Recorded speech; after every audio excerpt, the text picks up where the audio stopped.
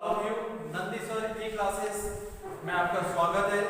आज हम कक्षा 11 के बायो का फर्स्ट चैप्टर पढ़ रहे थे, उससे आगे पढ़ेंगे भाग सेकंड। भाग फर्स्ट में हमने जीव किसे कहते हैं, ठीक है, उसके बारे में पढ़ा था। जीवों में जनन दो तरह से होता है, लैंगिक अलैंगिक, हमने यहाँ तक पढ़ लिया था। अब जीवों में जो निर्जीवों से उन्हें अलग करता है, उनके लक्षणों के कारण उन लक्षणों को हम पढ़ेंगे। सजीवों में कौन कौन से लक्षण पाए जाते हैं।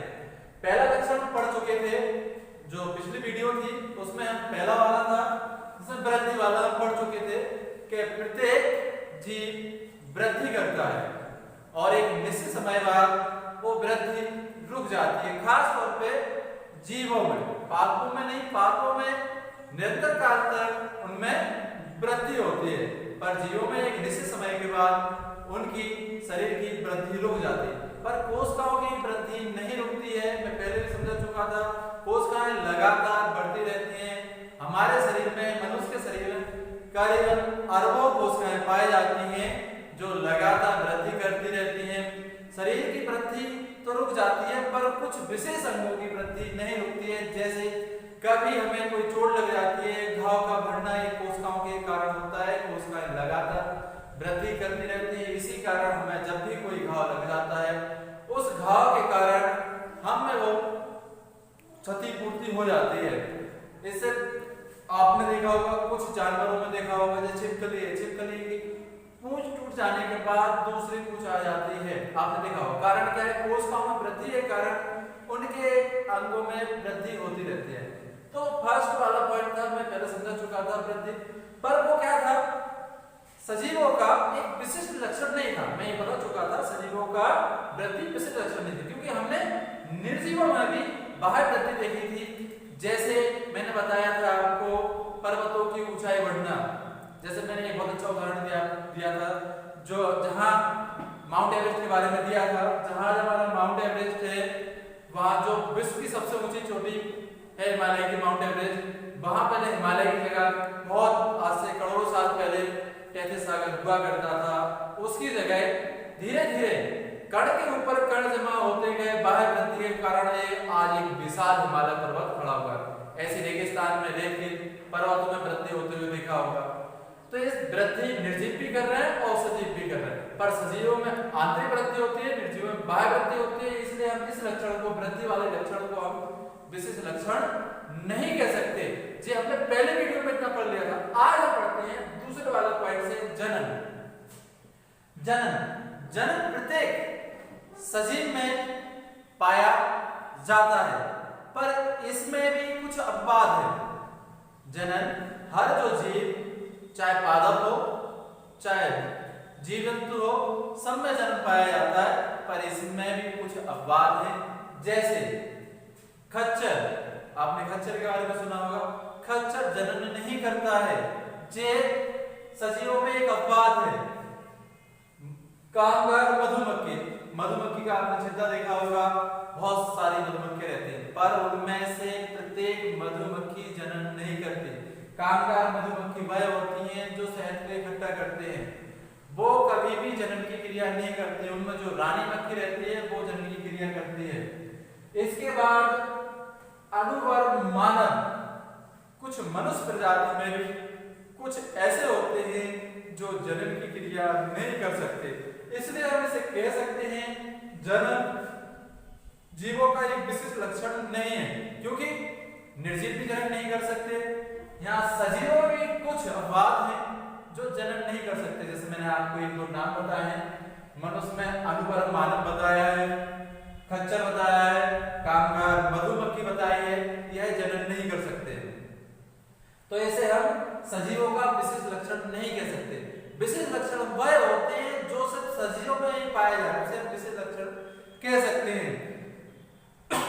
जो निर्जीव और सजीवों में कॉमन कुछ गुणों को रखते हैं, उन्हें हम विशेष लक्षण नहीं कह सकते। तो यहाँ कॉमन क्या हो रहा है कि निर्जीव भी संतान उत्पन्न नहीं कर सकते, या सजीवों में भी कुछ जीव ऐसे हैं जो संतान उत्पन्न नहीं कर सकते। इस कारण हम इसे विशेष लक्षण नहीं कह सकते, विशेष लक्षण नहीं है।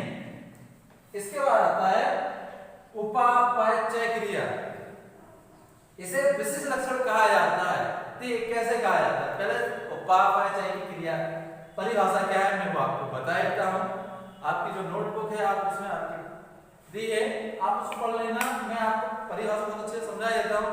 उपापचय देखिए, शरीर के अंदर वह रासायनिक क्रिया जो शरीर की कोशिकाओं में संपन्न होती है वो उपापचय क्रिया कहलाती है।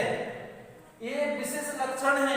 क्यों है विशेष लक्षण? देखिए, यह क्रिया सिर्फ सजीवों में ही होती है, सजीवों के शरीर में ही रासायनिक क्रिया होती है, निर्जीवों में कभी भी नहीं हो सकती।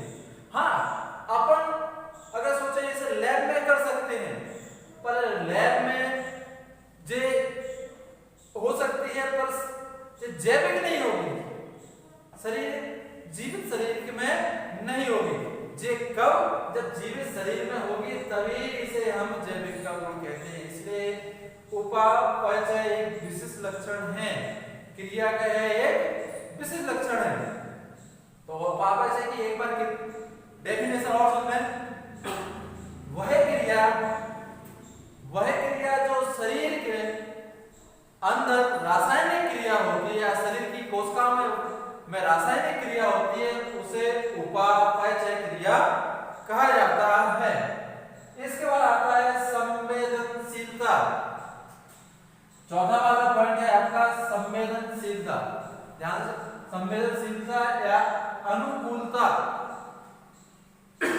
संवेदनशीलता देखिए, संवेदनशीलता क्या होता है?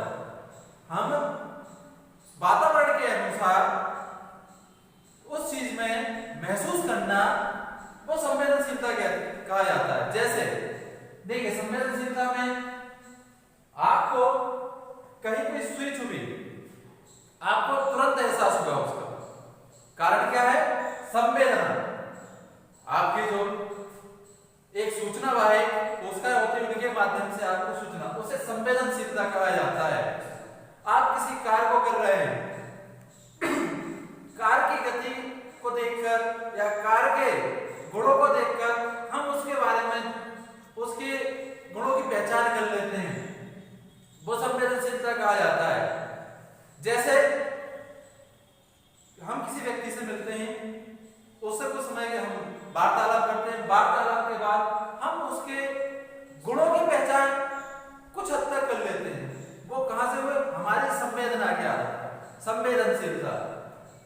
जैसे आपको उदाहरण के तौर पर देखना, आप कभी सर्दियों के समय में आगे के सामने हाथों को सेकते हैं, अचानक हमारे हाथों का टच आगे से हो जाता है, हमें तुरंत उस चीज का ये समझिए सेकंड के बहुत छोटे से भाग में एहसास हो जाता है, हम हाथ को पीछे कर लेते हैं। इसका कारण क्या है? संवेदनशीलता। अब संवेदनशीलता और अनुकूलता देखिए, अनुकूलता क्या होता है?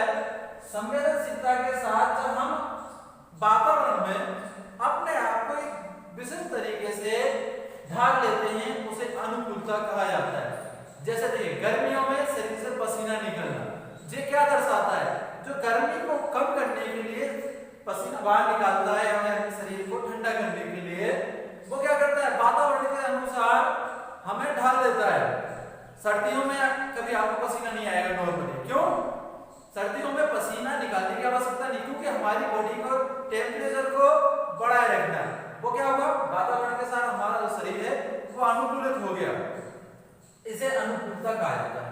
यह गुण भी सिर्फ सजीवों में ही पाया जाता है, इसलिए इसे सजीवों का विशिष्ट गुण कहते हैं। ध्यान रखना, इसलिए इसे सजीवों का विशिष्ट गुण कहा जाता है। इसके बाद जीवन चक्र। देखिए, जीवन चक्र सिर्फ जीवित प्राणी हो या पादप हो या जंतु हो, जंतु या प्राणी बात एक ही है, जीवन चक्र सब में पाया जाता है। कैसा? देखिए, हर चीज अपने समान संतान उत्पन्न करता है, यानी जन्म, सबसे पहला जन्म, जन्म के बाद वो क्या होता है? वयस्क होता है, वयस्क के बाद क्या होता है? पहले वो जन्म लिया, वयस्क हुआ, फिर वह जनन करता है, अपने समान संतान का उत्पन्न करेगा, फिर धीरे धीरे क्या वृद्धावस्था पहुंचेगा, वृद्धावस्था से एक अंत्यावस्था मृत्यु को प्राप्त कर लेगा।